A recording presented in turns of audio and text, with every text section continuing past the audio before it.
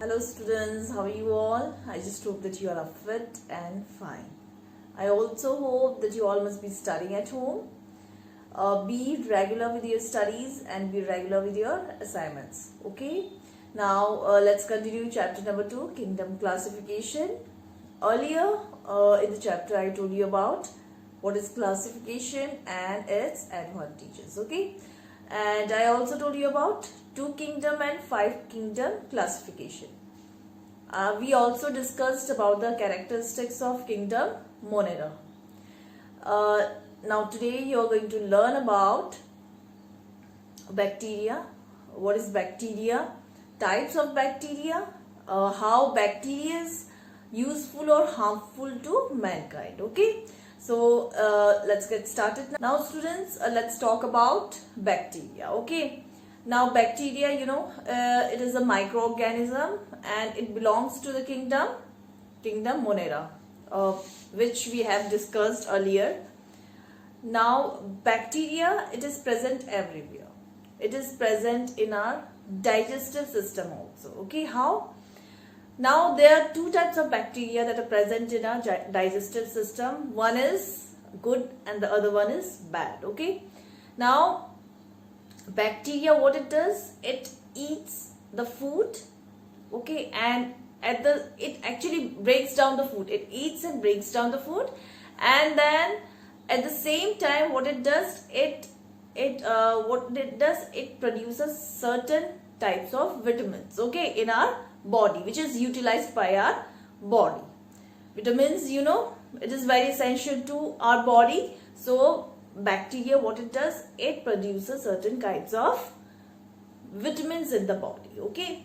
Now bacteria, they are also helpful in cleaning our environment. Okay.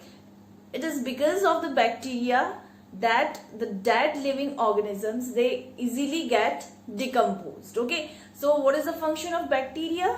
Bacteria, it decomposes dead plants and dead animals. Okay, human beings also. So what it does, it helps in decomposition. And if bacteria will not be there in the environment, then what will happen?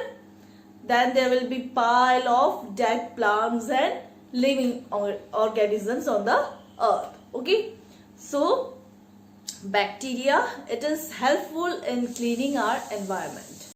Now students, let's study about bacteria. Okay, so the first thing is, what is bacteria? Bacteria, as you know, they are the microorganisms. Okay, so they are microscopic. Microscopic means that they cannot be seen with our naked eye. They can be seen only through microscope. Okay, so they are very, very tiny. Okay, they are very small. Then unicellular. Unicellular means they are single celled. Now there are 2 types of organisms on earth. One is unicellular and the other one is multicellular. Okay, so unicellular organisms are the organisms that are made up of single cell, and multicellular organisms are the organisms that are made up of many cells. For example, plants, animals, human beings, we all are multicellular. But microorganisms especially, they are unicellular. Okay, they are made up of single cell. Then comes prokaryotic. Now prokaryotic means that they lack well-defined nucleus, or we can say they do not have a true well-defined nucleus. So bacteria, they are very small, unicellular, prokaryotic organisms which lack chlorophyll. Now bacteria, they do not have chlorophyll. Now what is the function of chlorophyll? Chlorophyll, it imparts green color to the plant and it also helps in trapping solar energy. Okay, bacteria, they do not have chlorophyll in them. Then, and multiply by fission. Multiply means they increases in number. How bacteria, they increase in number? How they increases their population? They increase in number by fission, by binary fission. Now what is this binary fission? Binary fission is a process, it is the asexual reproduction in which a single cell divides into 2 daughter cells. Okay, and further they split and produce more new cells. Okay, so this is how bacteria, they divide itself or they multiply itself. Okay, then they are the simplest and most primitive organisms. They are the most simplest one. They are found everywhere on earth, and they are the oldest organisms that are present on the earth. Okay, now it was first discovered by Anton von Leeuwenhoek. Now who discovered it? It was first discovered by a Dutch scientist known as Anton von Leeuwenhoek. Okay, and depending on their shapes, depending on the shape of the bacteria, they are divided into the following three types. There are one more type also, but here we are discussing only three main types of bacteria. Okay, so the three main types of bacteria are, first is rod shaped, called bacilli, singular is bacillus, spherical or cocci, spherical shape, as you know, the round shape, and the round shaped bacteria is known as cocci, singular is coccus, and third one is spiral or spirilla, and the spiral one having spiral shaped like this is known as spirilla, singular is spirillum. So you can see here the three main types of bacteria depending upon their shapes. The first one is bacillus, which is rod shaped. You can see here rod shaped. And the second one is spherical. This is round, spherical in shape. So that's why they are called coccus. And the third one is having spiral shape. That's why they are called spirillum. Okay, so these are the three main types of bacteria. Now students, let us study about the useful and harmful effects of bacteria. Okay, as I told you that bacteria, they can be useful and they can be harmful to the mankind. Okay, or to the plants and animals also. So let us see how they are useful and how they are harmful to us. Okay, so the first is harmful effects of bacteria. Now bacteria, they causes diseases in humans and in animals. Okay, they also causes diseases in plants also. Let us study about them. Certain bacteria, they causes disease in people and animals. Some of the common diseases are, so the diseases are cholera, diphtheria, pneumonia, tetanus, etc. So these are the types of diseases that are caused in human beings. Okay, now comes plants. So some bacteria, they causes diseases in plants. Diseases like black rot in cabbage and fire blight in pears. Okay, then comes third one, certain bacteria, they spoil food. Now bacteria, they are responsible for spoilage of food also. Okay, what they do, they spoil food, especially in summers. So these bacteria, by spoiling food, what they do, they also causes diseases like food poisoning. Okay, so Salmonella, which is a bacteria, they are found in contaminated meat and eggs, and that's why they cause this type of bacteria, Salmonella. It causes disease, food poisoning. Okay, which is related to the digestive system. Now bacteria, it is also responsible for spoiling of milk. Okay, milk gets spoiled by the bacteria. How? By changing its taste. The milk, it gets sour. Okay, the taste gets sour, and especially during summer season, we have to boil milk for several times. Okay, to prevent it from getting spoiled. Okay, then comes useful effects of bacteria.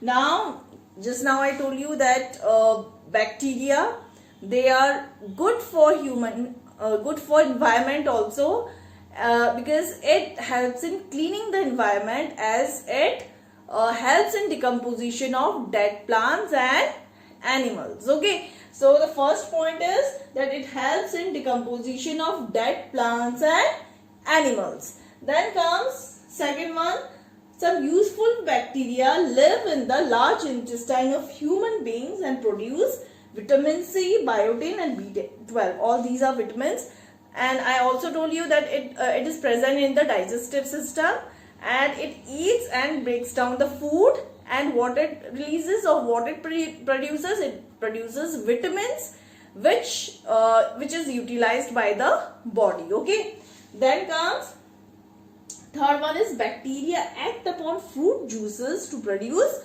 vinegar and wines. Okay, so there are some bacteria which acts on fruit juices. Okay, juices like grape juices or apple juices and some other fruit juices, and what it does, it changes the fruit juices into vinegar and wines. Okay, now students, the fourth one is bacteria promote the formation of curd and cheese by the process of fermentation, in which lactose of the milk is converted into lactic acid, okay, by the action of bacteria.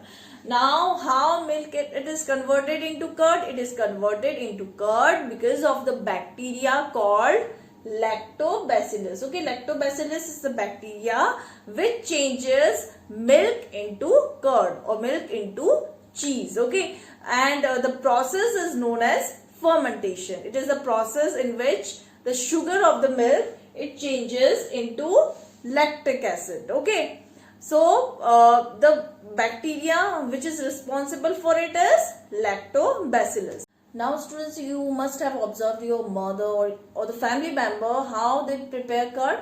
They put curd in a warm milk and then they keep the milk containing vessel in a warm place. Then after some time what happens? The curd which contains the lactobacillus, this is the bacteria which is responsible for the formation of curd, it starts growing in the vessel, and then what happens? It promotes the formation of curd. Okay, and once curd is made, then it is kept in the refrigerator or in a cooler places. Why?